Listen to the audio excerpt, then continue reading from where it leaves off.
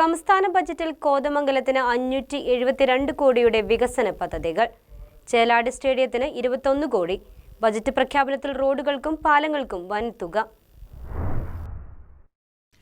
VD. Satheesan സർക്കാരിൻ്റെ ആദ്യ ബജറ്റിൽ കോതമംഗലം നിയോജക മണ്ഡലത്തിന് മികച്ച പരിഗണന ലഭിച്ചിട്ടുണ്ട്. കോതമംഗലം ചേലാട് അന്താരാഷ്ട്ര സ്റ്റേഡിയം നിർമ്മിക്കാൻ നടപടി ആരംഭിക്കും എന്ന ബജറ്റ് പ്രഖ്യാപനമാണ് ഏറ്റവും കൂടുതൽ കയ്യടി നേടിയിട്ടുള്ളത്.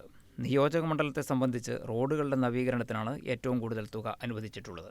MA കോളേജ് തങ്കളം റോഡിന് 1 കോടി വകയിരുത്തിയിട്ടുണ്ട്. അടിവാട് പാലം പുനർനിർമ്മാണത്തിനും 1 കോടി അനുവദിച്ചു. കവളങ്ങാട് പരീക്കണ്ണി റോഡിനും 1 കോടി വകയിരുത്തി. വാരപ്പെട്ടി 8-ാം മൈൽ കണിയാങ്കുടിക്കടവ് റിവർ റോഡിനും 1 കോടി അനുവദിച്ചു. ബംഗ്ലാവ് കടവ് പുതിയ പാലം നിർമ്മിക്കാനും 1 കോടി വകയിരുത്തിയിട്ടുണ്ട്. SNDP കവല കുഞ്ഞിത്തൊമ്മൻ റോഡ് നെല്ലിമറ്റം 1 കോടി വകയിരുത്തി. ബ്ലാവന കല്ലേലിമാട് പാലത്തിനും 1 കോടിയാണ് അനുവദിച്ചിട്ടുള്ളത്. വയനശാലപ്പടി വലിയപാറ കട്ടാട്ടുകുളം നെല്ലിമറ്റം റോഡിനും 1 കോടി രൂപ ബജറ്റിൽ വകയിരുത്തിയിട്ടുണ്ട്. നെല്ലിമറ്റം ഉപ്പുകുളം റോഡിന് 60 ലക്ഷമാണ് അനുവദിച്ചിട്ടുള്ളത്. ചെറുവട്ടൂർ അടിവാട് പാലത്തിന് 60 ലക്ഷം വകയിരുത്തിയിട്ടുണ്ട്. കോതമംഗലം പെരുമ്പൻകുത്ത് റോഡ് കുട്ടമ്പുഴ മുതൽ പൂയംകുട്ടി വരെയുള്ള ഭാഗത്തിന് 1 കോടി അനുവദിച്ചു.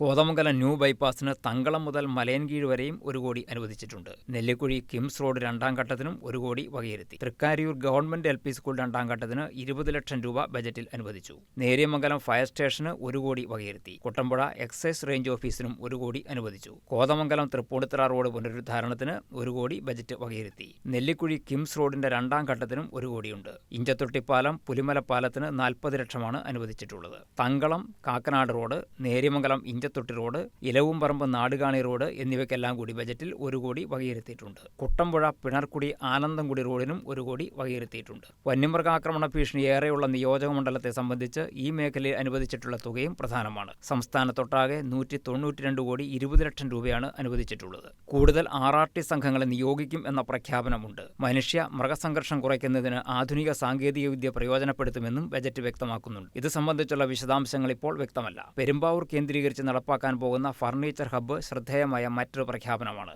പദ്ധതി നടപ്പായാൽ ഏറെ തൊഴിൽ സാധ്യതകളും അതോടൊപ്പം സർക്കാരിന് റവന്യൂ വരുമാനത്തിൽ വർധനയുണ്ടാകും. മലയോര മേഖലയിൽ വിളവൈവിധ്യത്തെ പ്രോത്സാഹിപ്പിക്കും എന്ന പ്രഖ്യാപനവും പ്രതീക്ഷ നൽകുന്നതാണ്.